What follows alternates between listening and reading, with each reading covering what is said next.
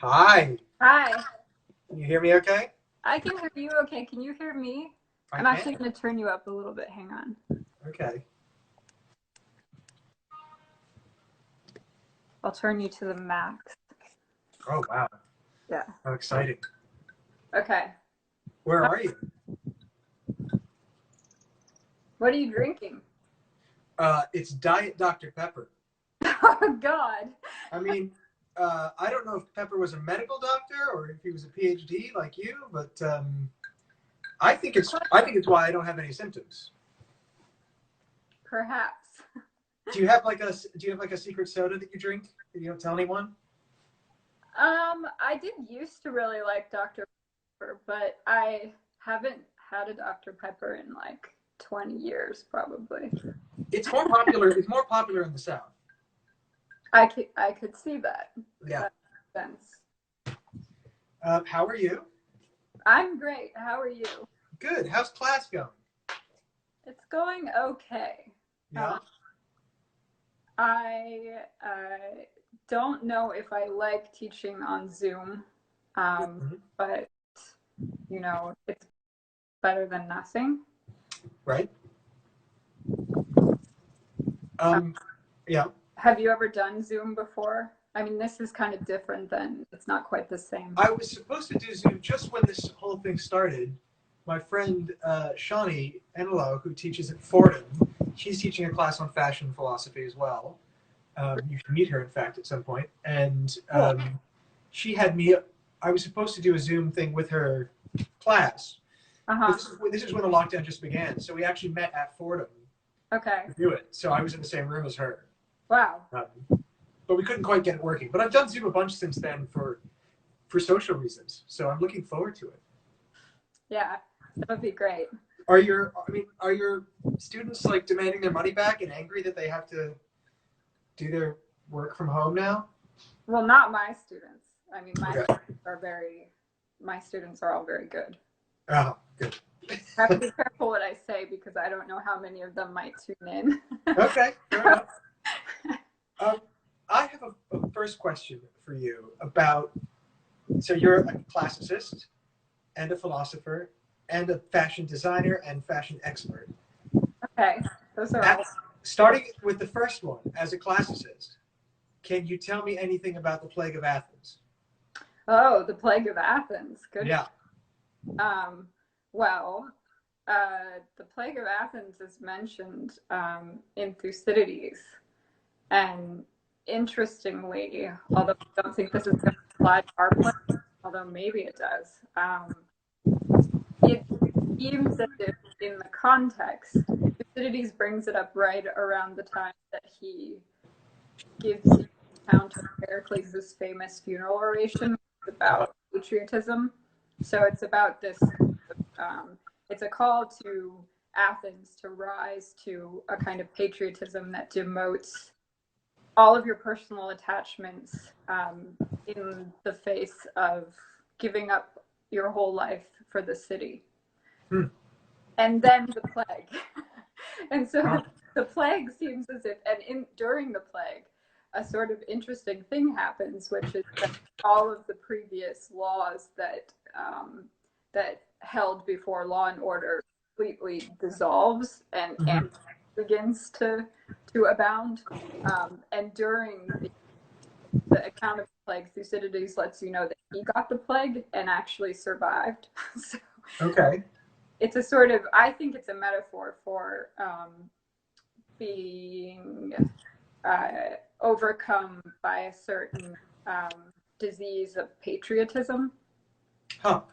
which which causes you to, in a sense, lose your life for you lose your personal life and you elevate yourself to the status of the city, and Mhm. thereby you sort of transform into a conduit for the city's ends rather than having your own Huh. independence.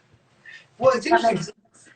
It sounds like the patriotism that he talks about in the funeral oration is what's being demanded of us in the quarantine, right? It is about putting aside your own personal gain and feelings and desires for the greater good. But then That's he true. says that the result of the plague, in fact, was the opposite. It was people being selfish and indulging their every whim, which I guess we've seen a little bit of. Yeah, you could say that these little hints we've been getting, or really they're rather big hints of protest, are like a kind of simulacrum of what happened during the Athenian plague, which is that people essentially rebel against the disease by sort of by pushing their own ends at all costs and being quite aggressive about it. Huh. That's interesting. Do you think are there any other useful parallels in the ancient world to what we're going through now? I mean, that's the most obvious one. That's the only one I'd ever heard of. What? That's the most obvious one that I'd heard of. Yeah, there's more than one plague. So okay. I suppose, you could say that sometimes plagues get dealt to human beings when the gods are angry, and only when they do a certain expiation do the gods lift the plague. So plague is there a metaphor for sort of a correction on human behavior. They've done something to displease the gods, and the gods get angry and they eat the plague. So I mean, you still see that today with sort of evangelical pastors blaming things on, homosexuality or sexual license or whatever it might be. You mean those things as a plague? Well, whenever there's any sort of like act of God that causes suffering, you often get, religious types blaming it on sin. I see. Okay. I see. Right? Yeah. That's something that hasn't changed. Well, sure. I mean, insofar as human life is essentially born out of sin, isn't human life just a plague? Do you think so? Do you think human life is a plague because it's born out of sin? Interesting. I mean, I don't think it was born out of sin, but I suppose one who does.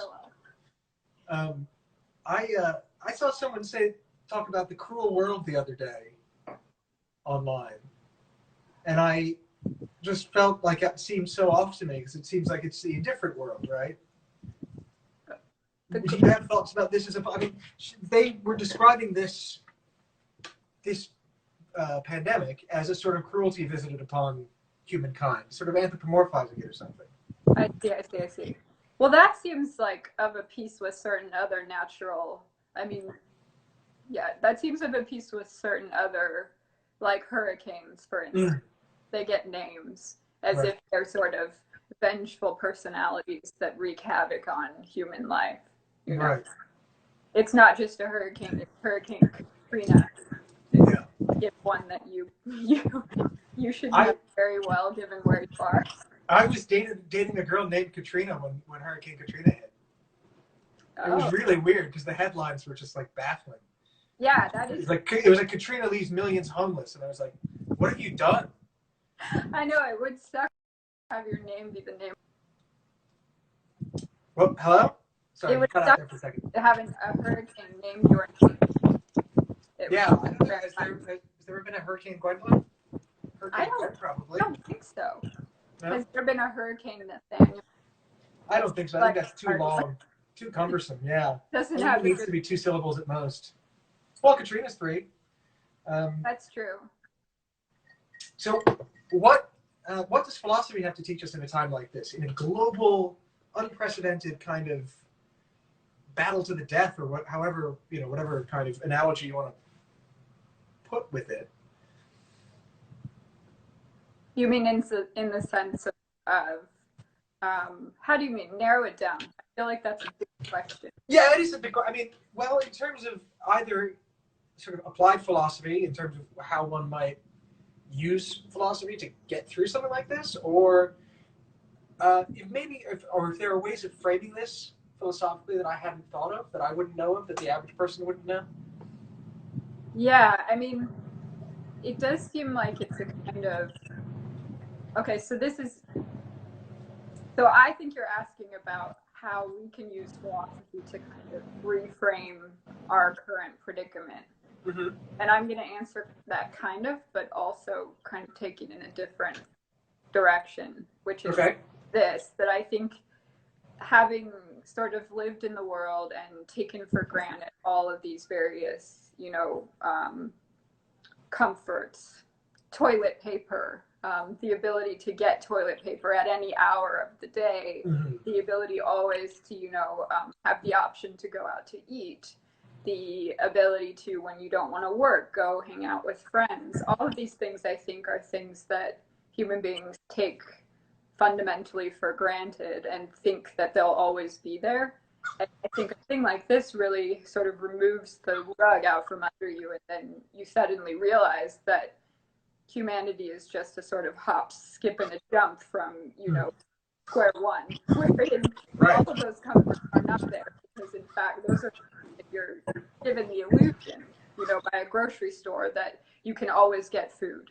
But in fact, you know, there are many humans in the world who have that struggle every day. It's just that in America, that's not our mainstay. So this sort of forces us to realize just how small our bubble is, or just how shielded we are from real necessity. But it's also a bubble in the sense that it's more fragile than we thought. It can be popped by something as small as a virus. Yeah, because, you know, viruses seem as if they're things that, you know, you go to the doctor for. And the idea that there should be a virus that modern medicine can't cure is really scary. Have you read Antigone? I feel like you've read this. I haven't read it in a very, very long time. Probably not since I was an undergrad. Okay. Well, there's a very famous chorus in Antigone in which the chorus says, human beings are way against everything. They get to the ocean and they're like, what should I do? And they build a boat, and then they cross the ocean. They get sick, and what do? They invent a cure for disease. And the one thing the chorus says that human beings don't have a way against is death. But they have an uncanny way of pushing death into the horizon so that they can't, you know, sort of see that it's still looming always, because there's no way for you to be immortal, no matter how many cures you think of. It doesn't cure the final illness, which is what I call the plague of, well, I didn't say this, but the sort of plague of being alive, which means that you die. And so this sort of facing of the fact that the horizon is pointing out very fragile, I is very scary. Yeah, I mean, I think most of us in sort of developed countries and places, we do think of death as something far off, because I think we need to in order to function the way we do. Yeah. In order to make long-term plans and so on, whereas people living hand to mouth in other places don't get to do that. Yeah. What about aesthetics in a time like this, and what about elegance? It's something I asked Rose when I interviewed her. You know, she has been a sort of great champion of elegance and personal elegance as an aim unto itself. Yeah. Obviously something that you and I have thought about. What use is it? Is it worth it? Is it any good? Is it self-indulgent to care about these things in a time like this? I think that, interestingly, so this question has been on my mind daily, you know, for months now. Or I guess not really, a month and a half. It really has sort of, I mean, I've always wondered, like, about what it means to be elegant in your own life when nobody is watching. You know, that sort of order your world in such a way that it's beautiful and you find it beautiful and you take delight in it, even though no one else sees you. Right. I think this sort of really forces the question of whether or not aesthetics have a value when you aren't being watched by other people. Of course, social media, you know, screws everything up, because I mean, I see these posts daily about, you know, sort of day 5 quarantine. Here's what I did. It's my diary, but it's online, and that's not, I mean, in a way, yes, it's still quarantine, but you're sharing it with the world, and so people are still watching you. The real thing you know, he removed the internet, and then you ask the question, what do aesthetics, what does being elegant give you when you are truly by yourself, and nobody else is there? Right. And I think the answer is that there is still someone there, which is you, watching you, and therefore it seems as if it, you know, has a very great value, even just in a kind of solitary way, as a communication of yourself or an self-expression, a gesture towards yourself, a sort of, you know, regard for yourself. That's very important, and in fact is, you know, more linked perhaps to security than we might like to believe. To actual security, or to a feeling of security? It's a good question. I mean, Because people often talk about feeling safe, and they don't necessarily mean being safe. Yeah, security blanket. I see lots of pictures of that too on social media. People in their security blankets and their pajamas, you know, sort of their comfort items that make them feel safe when the world is very unsafe. So I'm not sure. I mean, it would be hard for me to answer that question definitively, because it does seem as if feeling secure can, it reminds me of things like the power suit. The power suit is sort of designed to make you feel powerful, but making you feel powerful, it can actually confer upon you a kind of power. And then all of a sudden, the feeling of power actually makes you powerful. But you don't think a power suit is also meant to signal power through its proportions to others? Yeah, well, I think that too. But as a result, I think it's very difficult to define where exactly your own power and others' perception of you as powerful, and thereby your actual sort of certifiable power, are sort of where the limits are between those two things. But I like the question, because I do think, you know, the look of security, the look of comfort, these are very, because even in times where we're not sort of being pressed by the outside world, by a crisis, these things, I think people think about being perceived as looking comfortable. My mother has forever sort of hated things that don't look comfortable. It doesn't matter if they are comfortable. If they don't look comfortable, then they somehow are demoted in her eyes. Did you wear a lot of fleece? Well, I feel like fleece is something, yeah, it looks comfortable, you know, but a sort of beautifully designed luxury jacket that has thin slit and you can't see that it's very warm doesn't look comfortable. Okay. Fuzzy parka does. Going back a second to this thing about being alone, the sort of the modern text that immediately comes to mind is Arbor, as this idea of retreating from the outside world and creating a sort of self-contained, or even in this case, the Mask of the Red Death or something like that. This idea of keeping the outside world out and keeping the beautiful and the hedonistic and the pleasurable inside. And I think in dandyism there are these. I think most dandies tend to be these people who go. They're flaneurs. They walk the streets. They go to their clubs. They go to events. They go to the opera. They go to the theater. But there's also this tradition of these sort of hermetic dandies. And I think Arbor is the kind of text of that. Okay. And then so D'Annunzio did it a little bit, creating his palace that he kind of retreated to.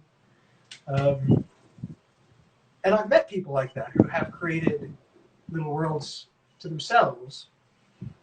I think a few people we probably both know. Yeah. Who operate on that kind of dandyism. It's much more about retreating from the world than engaging in it. Yeah. It reminds me of, there's a passage, dude, I'm not going to remember where it is, but it's a description of the dandy, I think, of Brummel, as living so as a man who sets up a palace in a labyrinth, so that there are those who get lost in the labyrinth. They sort of escape. They go and they get lost in a maze. But then what the dandy does is make a palace in the labyrinth, and not everybody can make a palace in the labyrinth. Particularly the dandy that's capable of this sort of trick, erecting a kind of a palace in a maze where he can never get out. Right. That reminds me of what you're saying about the hermetic dandy. Well, because, I mean, one of the things when Rose and I were going around and photographing interviewing people, we tried to photograph them in their homes because we realized quite early on that the interiors of their environments were extensions of their wardrobes. And they sort of fed off each other. That wasn't always the case, but I think in most of the sort of really capital D dandies, it definitely was. But I mean, there is a kind of, I don't know, is the dandy a private person or a public person? Brummel let people in to watch him do his toilet in the morning, you know, to make himself up and shave and all that. So he let people right into the bedroom. I feel like that was ultimately his demise, though. I'm not sure he quite had the right balance between the two. Huh. In what way was that? Would that have been his demise? What? In what way was that his demise? Oh, I just feel like at some level, his demise was believing too much that he had a kind of power unto him, that even without that sort of he could expose the charm of his dandy ways without sort of compromising his influence. This seems to me like, you know, it's against the other sorts of paths that he followed, like spend 4 hours getting ready but look like you took, you know, 5 minutes. That's right. You know, then why would you let somebody into your toilet and let them see all of the stuff, you know, the champagne that you polish your shoes with? The idea was, you know, that you give the illusion of but sort of, but I don't know, because I mean, it still could be a performance. If you let somebody into your house, things change. It's not as though it's not that he monetized it or something, but he was kind of selling it. He's peddling his image. Yeah. For cachet or something. Yeah. I agree there.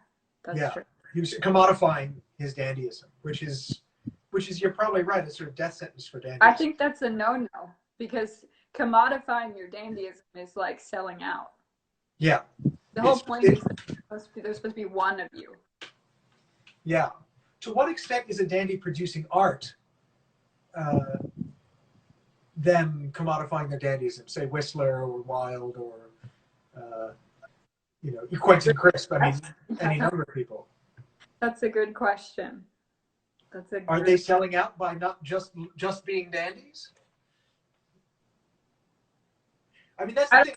We've got this image of Brummel as being this sort of pure example of dandyism. So everything after him, it's like, well, he was just a dandy and nothing else. So does that mean that a dandy has to be just that and nothing else? It's such a good question, because in a way Brummel's so perfect because he's not good at anything else. You know, he's sort of like a mediocre poet. He's not a good soldier. He doesn't really have. He's kind of an ass. He doesn't have anything that he's very good at. So he's not a known lover or something like Byron. Right. Yeah. In fact, I think all of those things are sort of incriminatingly non-dandy. Mm-hmm. Because to be a dandy, I think you need to have harnessed this sort of caprice. And if you are an artist and you have paintings that are of a certain sort and you begin to become like a caricature of yourself, that seems like it's doom. Because surprise is so important and the unexpected is so important. It's interesting. I mean, I think of someone like Whistler Whistler and Wilde as being perfect examples of people who sort of became caricatures of themselves. Yeah. The two of them really stand out. And I mean, Brummel, Brummel too. Brummel was almost a template, you know. I mean, everyone who came after him, whether it was Count d'Orsay or, I mean, almost everyone. Even someone like, even someone as kind of down to earth and urbane as and sort of rational, unusually rational for a dandy as Max Beerbohm, he still ended up moving to Italy and like retiring to a villa and not really talking to anybody. Yeah. So there is this. Do you think the dandy has to go die alone somewhere? To go what? To go die alone somewhere in the end? Is that die alone somewhere required? I mean, the question would be when, because I feel like there's a very short lifespan there, in which you can exert your influence without being copyable, and then at a certain point, you just begin to repeat yourself, and then you've got to go die in obscurity. Right. That's the sort of that's like the perfect romantic ideal of the dandy, is one who has to go away and die young. Because I mean, it is that combination of Byron and Brummel, right? Of like beauty and youth, and this sort of striving for perfection and the sublime. Yeah, yeah. Interesting. I mean, I don't know. Who do you think are some of the most compelling dandies, I guess, in your estimation of what a dandy is? I think, weirdly, and this is sort of in contrast to what I just said about Wilde, or implied about art, I think that there's a way in which writing is more dandy than dressing. And that writers are, in a weird way, more primed to be in this position of combining the private character of the dandy with the public character that you talked about than are those who appear. Because appearing without really appearing, which is like the perfect je ne sais quoi of the dandy, is much easier to do in a book than it is in society, where you have to, in a way, be looked at but not looked at. That's very hard. That's like that art is, very difficult to pull off. But books really give you the kind of venue for this passive aggressive display of your appearance, while the author receives it in the background, like, the perfect dandy.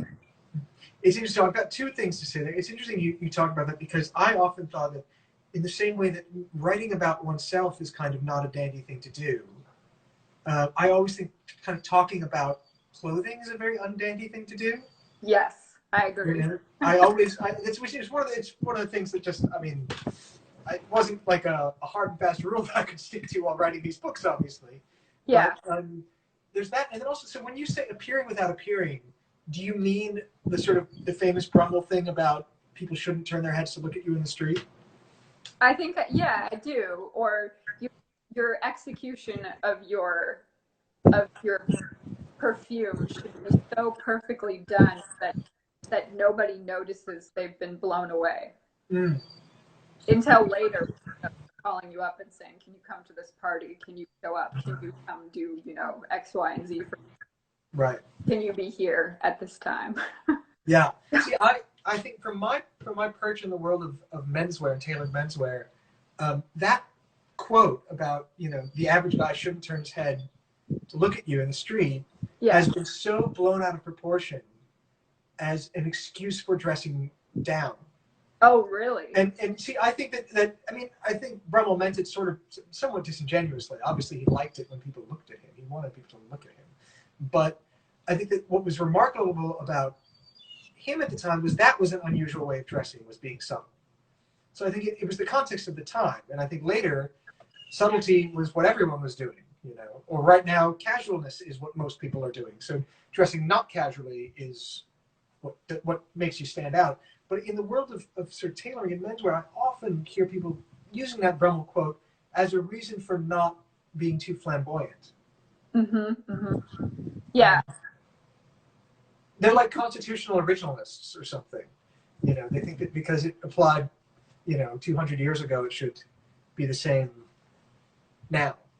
Yeah, that seems really like against the dandy because it's following rules. Yeah. It's conformism. Right. The dandy's worst nightmare, to be used as a conformist rule for Right. other people's dressing down. Yeah. Well, didn't Brumble at some point write a sort of rules of dressing that never got published or something like that? It was like part of his memoirs that got burned or something. Yeah, I mean, it's probably for the best. I was going to say, can there be group dandyism? Is it possible? No, see, this is the thing. I think there's a very strong no there. Because the whole purpose of it is in a way, and that you are kind of an anarchist, but you're not an anarchist in the way that someone would see you and think that person doesn't belong or they don't fit. You're an anarchist in the way that someone sees you and they think, wow, I had never even thought of doing that. So instead of making you, sort of bristle at the rebellion, the dandy is like an independent, autonomous entity that gives you this impression that you've all along been chained and this guy is really free. So he sort of seduces you into wanting to be like him because he's got this seeming confidence, cool, confident air to him that allows him to slide through various situations without looking awkward.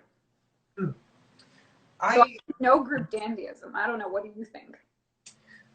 I don't know. This was, I mean, the thing that always brought up to me that I sort of thought of as so I think of mods, and then I think of the Sapors in Uganda as like subcultural movements of male elegance.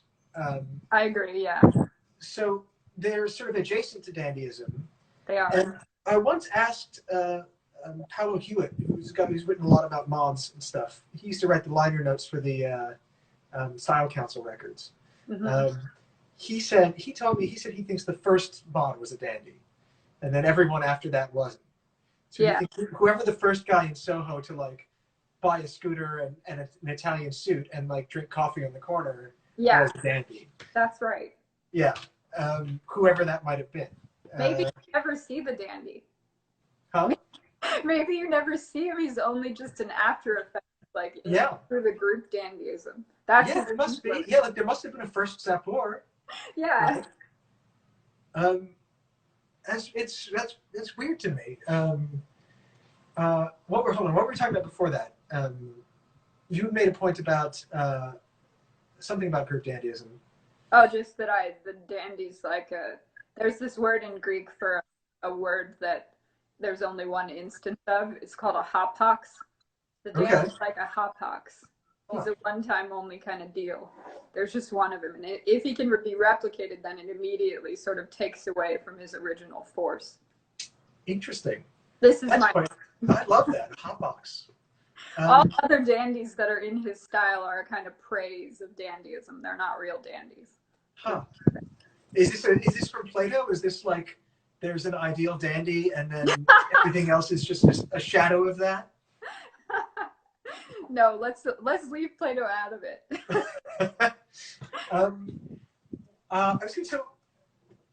I think we've been talking about, there are a few interesting contradictions here about dandies, because dandies are like, massive bundles of contradictions. Yeah. So you said, in one sense, the dandy's an anarchist, in the sense people sort of look at it and think, okay, maybe the rules don't apply in the way I thought they did. Yeah. But the dandy can also be very conservative in other ways, right? So, I mean, for example, they can be socially liberal and aesthetically conservative. Dandies can be aesthetically flamboyant and politically conservative, like Goering or something, So, I mean, it's interesting. I talked with Rose about it a lot, because Rose always wants to believe that all the dandies must be good people because she likes dandies. But then I bring up people like Roger Stone, who I think is like totally a dandy, and he's like a terrible person, or the Duke of Windsor, who was a Nazi sympathizer, and all this kind of stuff. Yeah. But yeah, I don't know what do you think of this kind of thing, that the dandy can hold these two seemingly opposing things together? One, I mean, the fundamental one that I always thought with the dandy is the person who manages to exist on the margins while being the center of attention. I always thought that was the fundamental contradiction of the dandy. Yeah, yeah. You mean, what do I think of the contradictions, or what do I think of this thing you just said? I mean, this interesting what you just said, the contradiction of sort of looking good but being bad, or looking you sort of are right. you know, a perfectly elegant person, but in fact being very vulgar or something like that. Sure. So it's like Sebastian Horsley or something. Like who? Sebastian Horsley or something like that. Okay, yeah. So that I find it kind of tantalizing contradiction, because it does seem to me like one of the prime features of the dandy, and you know, existing on the margins but being the center of attention, is that he's sort of he's a conduit for, or he's a big candidate for political unrest. In this sort of elegant wielding of a kind of marginal of his marginality, he gives you the impression of being more important than he is. And as a result, there's a platform that makes it very easy to make a jump from being sort of nobody to being, you know, more important than, in Brummel's case, the Prince of Wales. So all of a sudden, you know, your influence over people becomes a kind of political tool that you can use to get ahead. And then, you know, all bets are off on whether or not, you know, your goodness or badness makes a difference, because once people are sucked in, then you've sort of got them there to work with. So it seems to me dangerous, this concept pointed out, and to indicate a kind of like the power / danger of the dandy. Do you think that the reason so many dandies were attracted to or flirted with fascism in the beginning of the 20th century, because they had a sort of, it was an aspirational thing? They wanted to be an Ubermensch or something, and they wanted to have pretense to a kind of aristocracy that had gone? Yeah. Or was it just that being the opposite, being communist, was far too egalitarian for the dandy? Yeah, I mean, this sort of, it's weird because D'Aurevilly talks about it as if the dandy sort of changes with the times, where the reigning view is a kind of Puritan morality. The dandy fancies himself sort of loose, where there's, you know, a reigning view of the egalitarian. The dandy champions the aristocrat. So I feel like it's partly dependent upon what the conformist view is of the time, that sways to the reverse. One thing I think that seems to stay true of the dandy is a kind of despising of uniform things, uniformity, whether it be, you know, the sort of uniform of the dictator, or the uniform of the moralist. The dandy doesn't like either one of those because they're too conventional. So I just the sort of attraction to fascism, that seems it seems almost out of character, and yet I believe it, because it does seem as if, you know, when you parade around in a kind of high and mighty way, you might be attracted to sort of the lore of the high and mighty. I think the sort of the narcissism in most dandies would probably be the ego would be stroked by someone saying, "Oh, by the way, you're a member of the master race too," you know. Yeah, I see. Or you're a member of this chosen group or something. And when we do have examples of dandies, you know, like D'Annunzio taking over Fiume, that kind of thing, when they do dress up in their own wild uniforms quite often, right? There's that kind of, or like, I mean, I don't know, when I think of the sort of crazy African dictators with their leopard's print hats and stuff, and that's very dandy-ish. Is there a? I'm interested in what you're saying about the sort of, about whether there is a kind of ethical or moral component to dandyism at all, or is it completely outside of morality? Is it separate from morality? where do the two things intersect? Because dandies, I think, can be good or bad, but those values don't even really map on in the same kind of way. Yeah. I think of someone like Wilde, who at his heart I think was a sincere Christian in like the lowercase c. He really believed in kind of love and sacrifice. Yeah. But and then at the opposite end, you've got someone like, I guess you got someone like Brummel, who seems sort of amoral. Yeah. Someone, I think Brummel's an amoral example. And then you've got people who are immoral. I mean, Brummel might be immoral. I don't know if I would say amoral. Who do you think is a good example of an immoral dandy? I mean, I'm tempted to say D'Annunzio just because he was the sort of most openly fascist of them, but I think there were some who sort of reveled in immorality, not in the same way that, say, Baudelaire reveled in he didn't really revel in immorality. He sort of reveled in just decadence, right? Maybe someone like sort of those like Jacques Rigaud, those kind of those Dada dandies who were very, very death obsessed. Yeah. That seems like a kind of immoral dandy. Okay. I guess maybe Brummel was. He was a total bastard. Yeah. But I mean, I sometimes wonder if he was autistic or something, if he was on the spectrum. If he was just like. I mean, because he was such a. That's a very modern way of looking back at it, But like, he's obsessive, and he seems kind of like unable to function as as like a normal member of society. Yeah. So what was your original question about? Oh, I don't remember. What are the ethics of the dandy? Is there an ethical imperative in dandyism? Yeah. I wonder what you think about the role of vanity in the dandy, because I feel like if there were an answer, it would be connected to vanity. It would have something to do with the way in which the dandy simultaneously kind of gives a redemption of vanity, but simultaneously shows you the great dangers of it, which are that, the narcissism you pointed to. That in a way, the dandy sort of, he's amazing because he gives you this kind of, he seems to have the virtue of a king. He gives you a kind of kingly, stately appearance. And in that sense, he seems to use vanity to the good, to sort of build himself up and make himself, not necessarily more than what he is, but confident or something. You could say the tie between vanity and confidence, or vanity and paying attention to what you do, the execution of the things you do. That seems important, to people who want to be good, that they pay attention to themselves. So the dandy is like the hyperbolic version of that, paying attention to detail about himself, right down to the, shoelaces. And not just the shoelaces themselves. I feel like it's very important to clarify, but the execution of tying them.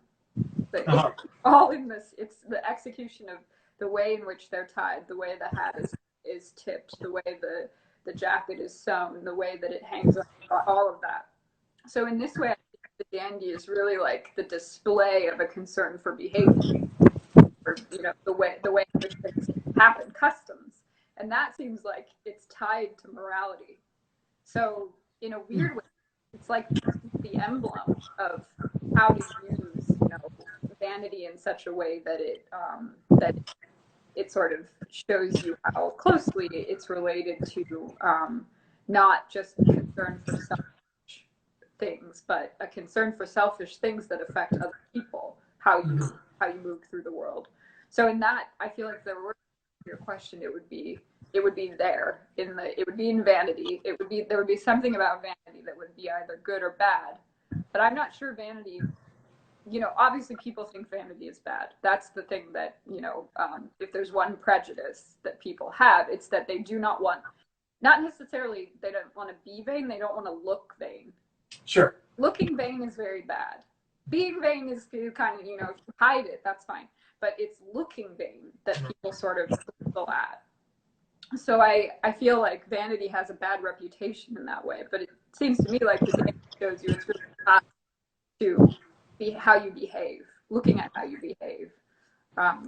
So I don't know if I come down on one side on that question. What do you think? I mean, it's interesting when you think about the world we live in now, when you've got Instagram influencers taking pictures of themselves all the time. We live in an era of displays of great vanity all over the place. And admonitions to not look quite so vain also. Yeah. But we also live in this time when people talk about self-esteem and self-care, and there's a lot of self-regard, at least in our, class and location and time. Those are things that you could argue that the dandy is all about, self-esteem and self-regard and all this kind of stuff. But the dandy is also about, and maybe it's a conservative element of, like you said, these things about how things are done. The idea that things that there's a right and wrong way to do things. Yeah. So, but the dandy's also an innovator, right? Yeah. So he's a traditionalist, but also an innovator in this. Yeah. In this well, that's why it's so scary politically. You know, what you just said. That's like that's pretty much the greatest political threat to be. He's a traditionalist, but he's also an innovator. Yeah. So. We just got a question. Oh, okay. From Devin. Oh, hi, Devin. Is hiding one's vanity more evil than displaying? Good question. I mean, I would hesitate to use the word evil, but and also I don't know. I don't know that I would be a good judge of what's evil and what's good. What I'll answer whether I think it's better to hide one's vanity or embrace it.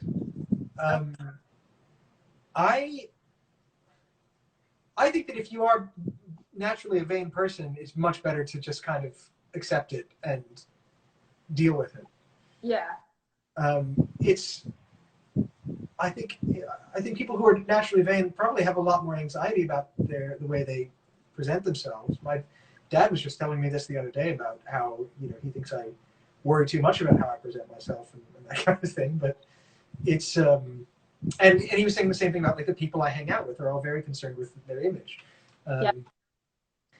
And I don't think that's either a good or a bad thing. I think you can probably be. I mean, it all depends on whether it's at the expense of anything else, right? If I'm here, if I'm like Beau Brummel, where I'm spending so much time tying my cravat that I'm not, figuring out how to pay the bills. Yeah. I might be a great dandy, but I wouldn't be a very good, person. Yeah. Yeah. Because I'd be letting other people down, I guess. But I don't know. What do you think? Yeah. Better to embrace vanity or to try to be demure or something or humble? Yeah, it's tricky. I feel like trying to be demure is vain. I think this was sort of hiding in Devin's question. That there's very much the sort of pretense to demure is sort of more vain than just kind of saying, look, I in order to be in a way self-aware, I have to pay attention to myself. Right. That of course comes with a price. It's like you said, being self-aware sort of it's tied to being self-conscious, and that means you're worrying about what you look like. So can you have one without the other, where you're just sort of self-aware but you don't matter? I don't think so. So it seems like vanity is the price of paying attention. And in that sense, it's not, it's not necessarily the handmaid of evil, but it can be. And I think if you're even asking the question whether it's better to embrace your vanity or to be demure about it, you're already being somewhat vain. You're already thinking about it, right? Yeah. If you're asking that question, then you're worried about being too vain. Yeah. It's like that thing where people, they say that like if you're worried that you're going crazy, you're not going crazy or something like that. Yeah. Right. Yeah. If you're afraid you're too vain, then you're already too vain. Yeah. That's what I kind of by this thing where people don't want to look vain. That seems to me like it's already an admission of vanity, you know? Not wanting to look vain is sort of like saying, I am vain, but I don't want people to know. And Right. that interests me to no end, the sort of this, because I think it's part of these movements that you and I talk about a lot, like athleisure, normcore. These are all, you know, sort of movements that are now very tied to vanity, but in exception, they parade themselves around as, I'm not vain, you know, I don't need to dress up. I can just wear my yoga pants out and have to brush my hair.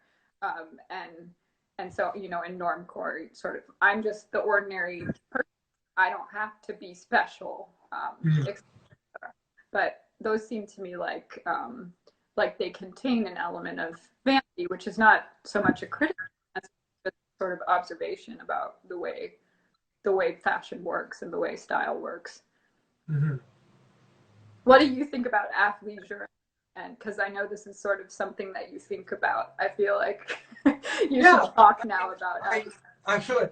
Sarah and I went to the park last week, and when I think about athleisure and what I feel about athleisure are two different things, because I went to the park and it was a spring day and there were lots of women running around in you know, tight shorts, and I was feeling pretty good about the world for a minute. I managed to forget about the pandemic. But what I feel about I think it's tied into my feelings about sports and athletics and what people value in a society. And I think it sort of follows on from something that I've often wondered about is bodybuilding and nutrition and the amount of, in fact, the amount of dedication that people nowadays show to sculpting their bodies is something we probably haven't seen since antiquity. And I mean, I don't know of another time when people were this obsessed with their physique in this way, like on such a wide scale. Yeah. And I wonder if that's like our bodybuilders the new dandies. I don't know. I mean, is it that we're and my bigger fear as the planet gets hotter and it becomes harder and harder to wear suits, am I going to have to spend more time at the gym? These are the burning questions that worry me. But I think athleisure is tied into that whole kind of thing about about like physique being something to show off instead of material. But is that also about like the look of health? Like, yes, the look of, you know, I am healthy. Absolutely. And it's also it's tied to sex and like the sexual liberation in the second half of the last century. It's tied to all that as well, like a big opening up of how we talk about people's bodies and sexuality, and men and women working out together and things like that is like, it's all part of, I think it's all part of that. And it's also at the same time sexiness becoming a very important component of fashion. You know, more and more sort of trumping elegance and trumping other things. Yeah. I see. So you think that's a kind of athleisure you're talking about still? Yeah, athleisure and the kind of athleisure specifically is a whole other thing, because I think it also gets into a very economic thing that you and I are talking about, where I think it's kind of like a look at, you know, I've got so much free time, I can go do yoga. Yeah. And you know, it's the leisure part of it. You know, it really is that Thorsten Veblen. It's the athleisure class, right? Yeah. That's what we have now. Yeah. We don't have the leisure class anymore. It's the athleisure class. Yeah, that's right. I think it's the same people who would have been out fox hunting are now, you know, doing Peloton or whatever, or at spin class. Or they just look like they're doing it. You know? Or they look like they're doing it. Yeah. But they're not really doing it. Right. Although, I mean, it's with athleisure, it's harder to fake it, I think, because it is usually sort of bodycon, and it's different from the whole thing about people wearing wearing jerseys and all that kind of stuff. Yeah. The sports fans, which I think, it's obviously so much about tribalism and things like that. Mm-hmm. I think that's always funny to me, because you see people wearing sports gear who are often in no shape to play sports whatsoever themselves. So it's this idea of wearing like sporting clothing for people who would never in a million years be caught, running. Yeah. I want to talk about dandyism sports with you too, but we're about to run out of time. We are? Oh my Yeah, I know. Like I just started talking to you. I know. Well, you and I know that we can talk about things for forever and ever and hours and hours. I'm looking forward to talking to your class tomorrow. I know. Yeah, we're excited that you're coming. How many students is it? What were you gonna say? How many students is it? Oh, they're usually 11, but tomorrow there'll be 10. Okay, I'll try to have better lighting. I have to apologize. I've got these red circles under my eyes from this medication I'm on. It's okay. I look like the living dead. It's bad, but it kind of works for New Orleans. It works for New Orleans in the middle of the plague. I feel like I'm walking down the street in three-piece black seersucker with red circles in my eyes, like a yellow fever victim or something. It's the zeitgeist, the plague look. It is. Do you think this will have an effect in fashion? Will there be like a corona chic or something? Or this question too, I feel like we could talk about for quite, a while, because I feel like the moment that masks became a necessity, they also became decorative. Oh yeah. Multi-trends across masks. Yeah. So this like it's just a sign of this sort of inseparable duo of, on the one hand, function. It protects you. It gives you the feeling of protection, but it also gives you the feeling of protection by adorning you. So ornamentation seem as if they're likewise vehicles for protecting. There's something about just a regular old mask. You need to sort of mask the mask with decoration in order to sort of feel masked in another way. Yeah. You want to wear the mask, but you don't want to feel like you're about to be, bombarded by germs.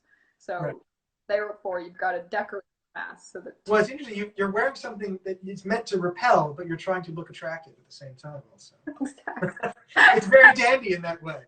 Yeah, I know. Yeah. I know. Thank you for this, Gwenda-Lin. This was an absolute pleasure. This is a real joy on a yeah, it's fun to talk. Pandemic afternoon. I'll see you tomorrow. Okay. And thanks to everyone for tuning in. Do you mind if I put this up on YouTube? Oh, no, not at all. Perfect. All right. I'll see you later, darling. Thank you. Bye.